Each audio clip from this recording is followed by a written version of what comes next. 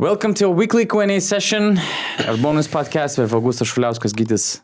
For some reason, I almost said Gytis Radzevičius. I'm still affected by this departure of Rytas Vilnius captain. EuroLeague player on our bonus, huh? Oh, yeah. Not anymore in Vilnius, but this is a weekly Q&A session. We're responding to our BN Plus members and their questions that we received. And the first one that we got from Rose was... I didn't get it. Was it like a statement, a proposal, or he was relying on some media reports? Because the question was, Olympiacos and Partizan are holding talks about an unprecedented move. Sabin Lee and Dante Hall would get traded to Partizan for Dwayne Washington and Tariq Jones. Thoughts on that? If Donatas is saying, I don't know if this is relying on some media or whatever, then I know this is just some bullshit. Because you would know if there were talks Not about necessarily, a trade. but I tried to check. First of all, I saw in the Greek media that there was another story proposed by Serbian media that there was a discussion between Partizan and Olympiacos regarding Tariq Jones and Dante Hall trade without Dwayne Washington or Sabin Lee. Then I've checked about some other players. I heard that, for instance, Sabin Lee, although there were a lot of rumors, and we still have a lot of rumors, Sabin Lee is an Olympiacos player, and there are no negotiations about him moving somewhere. So I guess it's just hypothetical situation provided by Rose. And our responsibility is to answer, to respond. If that would make sense, would we make a trade if we're Partizan or Olympiacos? So, first of all, what about Dwayne Washington and his... Because there's another question about this, but he's about to leave the club or something? Where are these talks? I just need to understand the context. I think we have to understand that there are so many fake news, I think misinformation regarding the situation. And a lot of exaggeration. That's what I believe. Speculation, I would say, is the right word. Controversies and stuff like that. Just because the guys wasn't about to clap for the fans and stuff, maybe the entire fan base thinks that he's gone. Just like Jabari reported. Okay. Tariq Jones was also targeted by the fans as this bad guy in Partizan. But so maybe that's why they're sending them out. Didn't you say that the president is willing to terminate contracts of players that don't respect the club or the fans or whatever? So who are these guys, and what is disrespect to the club actually? How we are defining the disrespect to the club? What did you bring up just before we started recording? The Partizan president Ostoja Mihailovic issued a strong warning over discipline issues inside the locker room. Mm-hmm. And in the recent interview, he said the club is ready to terminate contracts with certain players. Okay, so based on... He revealed that members of Željko Obradovic's coaching staff reported that players were insulting the staff, showing no respect and behaving extremely badly. He stressed that the club will respond in line with its disciplinary rules and contract terms. Okay. So we can only base it off of the video we've seen in the huddle after the game. And I guess we're getting to a little bit of a side topic, but we need to establish, first of all, why this is even a question and who are the bad guys. So I believe, at least by the fans, it's Jabari Parker, who's the one that's been... this? After this? No, after this? That's it. After this. Which means probably after this we're never gonna go and clap with the fans or whatever. But I'm just looking at the video, and you clearly see that the American core of guys, they're all trying to stick together after a win, and then I don't know, like maybe there's some egos involved there, and they didn't want to clap or stay in front of the fans that were booing them the whole game, something like that. So. But the problem is here that it doesn't really affect any contract situations. I don't think. Like this is all. It shouldn't. This is all. And at the same time, I don't want to be the evil's advocate, but I kind of get their frustration. Man, they were booed by the fans. Probably some of them were insulted. So you're obviously irritated by their actions, and you're not. They might be not so willing to go at them and say, "Oh, thank you for all that happened." So yeah, but at the same time, I guess it's like. But I wouldn't do that. Yeah, I wouldn't do that. You're playing for Serbian club with deep traditions to have this relationship with the fans, between players and fans and the coach, of course. And I guess it's kind of your duty. It's part of the contract, I guess, to stay there and, you know. But this is the force majeure situation. Is that really part of their contract? I don't know. I mean, what do you think, Augustus? I think as a former player, there is no turning back in this situation. I just don't see how these players are okay to play under these circumstances, and I don't see a situation where those fans are going to accept them. So I think this is where the trade is actually the only good solution to this whole situation, and this is where the NBA's example actually comes in hand. We don't have trades in Europe, but I mean, usually when the situation becomes toxic with one superstar in the NBA franchise, they just get traded. The team might not like what they get back in return, because usually if the superstar or a couple of players demand a trade or the situation is bad, not a lot of teams are willing to sacrifice a lot of things. So because they have the sort of power. There's no leverage. Yeah, there's no leverage. Right They're now. not in the power position to do that. And I don't think Partizan is in the power position to do that. Their only two choices is you sack a lot of players, like 3 or 4. And where do you go from that? But you still have to pay them money and all that stuff. So you lose a lot of money, you lose a lot of players, and you probably lose the season. So your only choice, if you're a Partizan, probably is to try to trade these players, which is unheard of in Europe. But the situation is also not a usual one that they have right now. So actually, what Roos have said here, to me, would make a lot of sense from Partizan's point of view. Really? I think. I mean, it makes sense because you don't really have much choice. Like you said, either you sack everyone. Yeah. But I feel like that's what the fans... Are you willing to lose a lot of money on all the And players? even if I'm the player, I'm also not happy. I don't want to stay in that unhappy place. Exactly. I'm making a Exactly. trade request.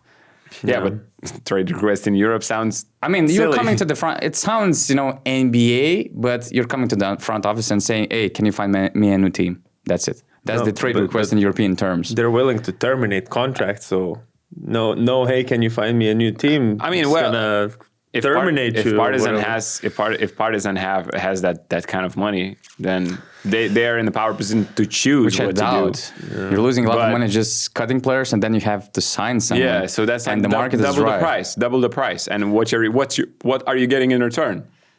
I just feel like for that team right now, with that core of the roster they have, it's not plausible that they'll make the play-in or whatever, or at least that they'll have like a great season with all these circumstances. So in my eyes, what the fans want really is the team to get rid of the players that don't want to play there or didn't want to play for Željko or whatever, and they would rather have local young guys play for the team, and just whatever results come. I think that's what I've at least got from all the comments and all that on social media. Or they just keep booing the players. They fight because they're being booed, and they win. And they keep winning. That worked in the first game. Although, See how little it took. I don't think that tanking in Europe makes any sense, to be honest, because you're it tanking for doesn't. nothing. Yeah. There's And no you reward can't- for that. I mean, you can't start tanking from December because you still have to suffer 7 months. So And- I would rather make, major changes in the roster, because I'm just 3 wins away from the play-in. And in the EuroLeague, a lot of things can happen. So I'm not tanking. I'm not saying that this season is over. I'm not relying on locals because I'm losing everything then. Yeah, but I'm saying that would be the you accept that you're going to be losing, but at least the players that are playing are I don't know. And that player, cheap and local. and what happens? This cheap and local player, let's say he becomes a star player. So he leaves the team after the season, or you have to extend him on a huge contract? I'm not saying this is a good solution. I'm just saying it's one of those that I understand the fans would want, because the other solution is to overhaul the roster, which you can't do in this part of the season. I mean, you're in the season already. And how many players can you change? You can change 3-4 players, because there are a lot of unhappy players in the EuroLeague. When you look at every team, you could say, oh, this guy might be unhappy. This guy is not playing up to his potential. But which players would want to come into this situation is another question. I mean, it depends because okay, they don't hate you. As Saban Lee, I would want to come into this situation where you would essentially take over as the main point guard if this trade was actually happening. Yeah, so Dante Hall, let's say in this trade, he is becoming probably a starting center. Starting center, yeah. Why not? And, you know, fans, they don't hate you. They hate the previous guy. And maybe with the new coach, I mean, who knows? But you're trying to fix the problem of having a lot of foreigners in the team, which, let's admit one thing about Partizan's roster construction in the previous 3 years with Jelko, or however long, you know, you look at when Jelko had the team. He had that core with Punter, Lidey, and Brandon Davies. That was very successful before with those veterans. Matthias Lazor. Lazord as well, yeah. That was like veteran European players. Now he had this a bit more, let's say, fresh faces, fresh Americans in the EuroLeague with Dwayne Washington, Jabari Parker, and even like some of these guys Tyreek Jones, yeah. Tyreek Jones is also and Carlik Jones, all relatively fresh players in the EuroLeague who don't have that much experience, who have not played in Europe and understood maybe the assignment of what it means to play for the team and give everything you got or whatever. And you have just a couple of guys from Serbia who are supposed to set the tone of, you know, what it means to play for this team. We say that those local players are so important to even set the tone defensively. Defensively, they're one of the worst teams, and often it's due to their effort. And I feel like the effort is usually set by some, you know, glue guy who's there to, you know, just the energy, bring the energy. And I feel like for example, the other Serbian team, they have a lot of those guys, like Kalinic, Dobric, always. Let's say Davidovac, yeah. They got those guys, right? Zalgiris, you also have like these Lithuanian guys. Even in Greece, you have some solid Greeks. Some guys who are setting the tone, and they just know what it means to play in front of these fans and that everything matters here. And when you have majority American players, I think solving a problem with other Americans might not be you can't get any solid Serbian players in return, I guess. I didn't check the best Serbians playing in the EuroLeague abroad, but I mean, you still have to do changes. It's not like that you're getting upgrades, like to fill all the boxes, like, oh, he's local, he's great. I mean, you're not in that position to choose from. So there is a trade proposal. Olympiacos are calling you. Are you making the trade? What you think? Is that the trade that Olympiacos needs as well? I mean, isn't Dwayne Washington just a very similar player to Tyler Dorsey, essentially? Almost. I looked at statistics, so if you combine EuroLeague and the Greek League, almost identical. If you look at, obviously, EuroLeague, this season, Tyler Dorsey is just having a great season and playing a little bit more and scoring a little bit more, but like shooting-wise, all the numbers and the way they play, I think, is very similar. So you're getting a second Tyler Dorsey. And in terms of the centers, I would say you're getting a more offense-oriented center compared to a more defense-oriented center, but they're both bringing in similar qualities of athleticism, verticality, and some rim protection. But I guess Dante Hall actually, to me, fits more than Tyreek Jones because he brings in that, you know, more that defensive off the bench energy rather than, you know, a guy who needs more to play with the ball and play on the offense. Yeah. I don't know. Would you make it? If I'm Partizan, yes.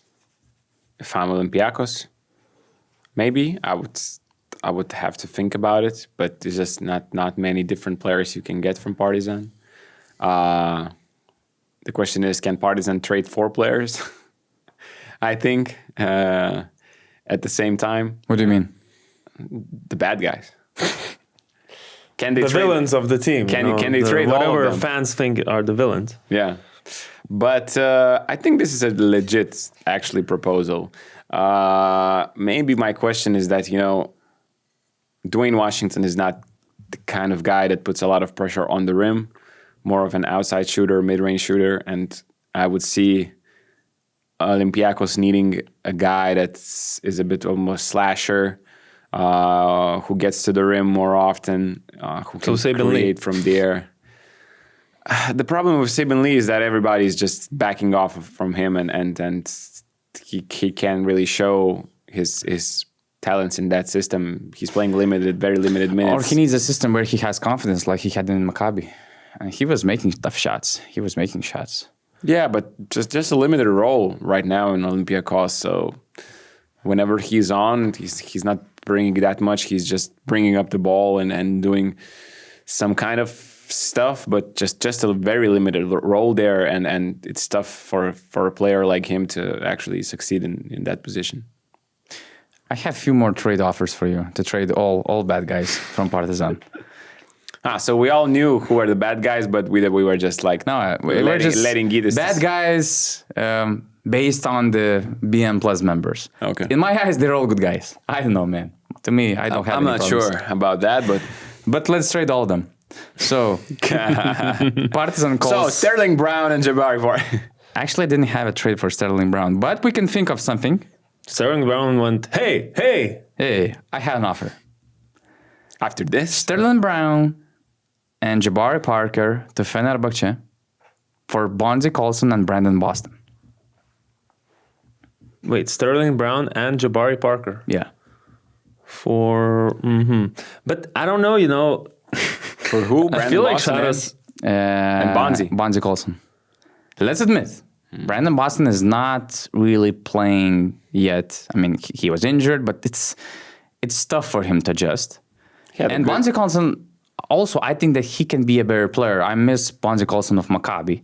And in Partizan, he would have a bigger role. Wouldn't you say Jabari Parker could be a better player this season too? I thought that he will be better.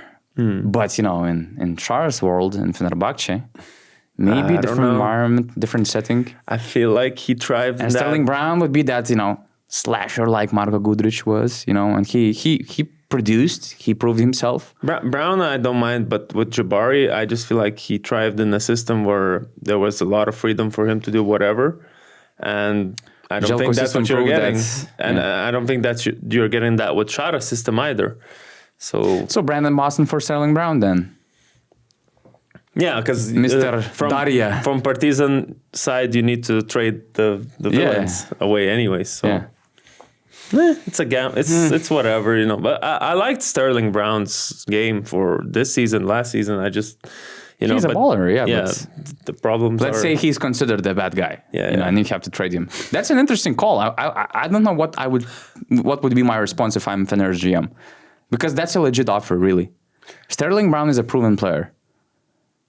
Yeah. And Brandon Boston, a lot of potential, a lot of upside, not necessarily on this team. But the problem I wonder what Sharas would think about this. He would probably go crazy with on defense with those two and And what about Brandon Boston? Is he a lockdown defender? Not. I'm saying that, yeah. I'm Brandon Boston for Sterling Brown. I'm definitely doing that 1-for-1 swap. But I think that would make sense for Partizan. A lot of upside. Kind of reminds me of Shake Milton, but it will make sense just because they're in just this point where there's I don't know. I just don't see no going back there. So yeah. So. But is this the best offer? It's like Nico Harrison trading Luka in the middle of the night, not going around and not shopping and not seeing if he can get anything better. So Donatas, you said a couple more offers. Maybe there is a better one. Tariq Jones. Goes back to Efes for PG Dozier and Kai Jones. So two players. Kai Jones. Yeah, you need a center. You don't have any center behind Bruno Fernando. Efes don't have a center with Kai Jones on the roster right now. They're not even playing him. So what are you offering me? PJ Dozier for Tariq Jones. We're getting a solid backcourt You're player. just returning players to where they played before. He's just returning the good guys. I guess you're trying to rebuild the chemistry, right? And maybe I'm just trying to find a fair deal, Maybe Tariq Jones. When everyone is happy on Efes roster, I mean. We had this discussion that they already have Nick Weiler-Babb. But they have Jordan Shane is White. out for a long time. That's a problem. I get it, but interesting offer, huh? But you miss center like crazy, right? Yeah, for sure. And can you find somebody with better than Tariq Jones? I don't know. Maybe there's a better offer for Tariq Jones in the EuroLeague. I don't know. But I'm calling you, FSGM, Mr. FSGM. I have this offer. If you're not Mr. taking it, I'm going to another EuroLeague team. Okay, then. If I'm Efes, I'm taking this. You're taking this? Yeah. If I'm Partizan, I'm not sure. If I'm Partizan, I'm trying to get a better deal. But you're not in a position to choose. I know. And you're getting PJ Dozier. Yeah. And you know that you're going to shop Dwayne Washington somewhere. So you might actually shop Dwayne Washington for a center. Like, I have an offer coming from Olympiacos, you know. Dante Hall and Shaq McKissick for Dwayne Washington. Wait, Dante Hall and Shaq McKissick for Dwayne Washington? Yeah. If I'm Partizan, I'm taking this immediately. If you're Olympiacos? No. If it's only for Dante Hall? No. Why would you get rid of Dante Hall? Yeah. You don't have I don't think depth there. Yeah, I don't think It depends on what I need more. No, I'm keeping Dante Hall if I'm Olympiacos. I don't need Dwayne Washington for Dante Hall. But if I add Saban Lee for Dwayne Washington and Rick Jones, then you're good.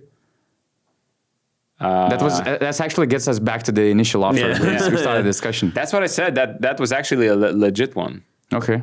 The initial offer from Roos. Yeah, Okay.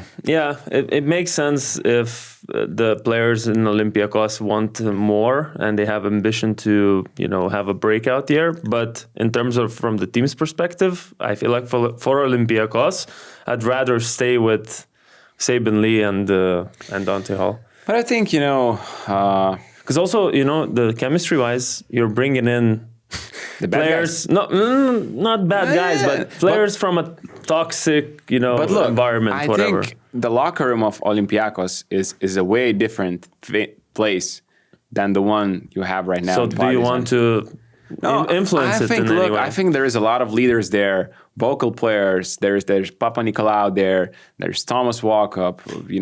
There is a lot of guys that talk here that set a good example on that team. So I think if you bring Washington and Tariq Jones, whatever the deal is, I think they actually try to blend in, and they just. Also, it would be a different situation. They follow a great example. That's what was missing in Partizan. And I should say that when you look at the huddle of Partizan players, even in that infamous video, it's not like the players are have bad relationships with each other. It's the players that have a bad relationship with the fans at the moment. So it's not necessarily about the players and their whatever toxic traits or whatever. No, it's about how the fans perceive the players. Or if Mihailovic, based on his statement, he said that there was disrespectful things happening between the staff and the players. So, and on paper, this Olympiacos and Partizan deal, it's great for Olympiacos. If I'm Partizan, I'm actually asking for more. To me, it's too much. Although I'm not in a situation to ask, I'm not in a leverage situation. I would ask for Shaq McKissick, for instance, to set the culture. And we're talking individually, these are great players, but on Olympiacos rotation, I see the minute average. Dante Hall is 8th, Saban Lee is 9th, Shaq McKissick 11th. I think it's a legit from Partizan side to ask more. And maybe these 3 players for 2 guys coming off Partizan, maybe that would make sense. Interesting. That's what is clear, that trades in the EuroLeague would make it so exciting. Yeah. So exciting. So much more to talk about. If you had a trade deadline and rumors coming up and then offers being denied and accepted, that would be really fun. Trade machine. We have more questions, which we'll now answer only to our BM Plus members. So make sure to subscribe on basketnews.com/plus. My bad. Yeah. You can redo that. No, it's okay. It's okay. It's okay. Now we transition to our questions. And the next question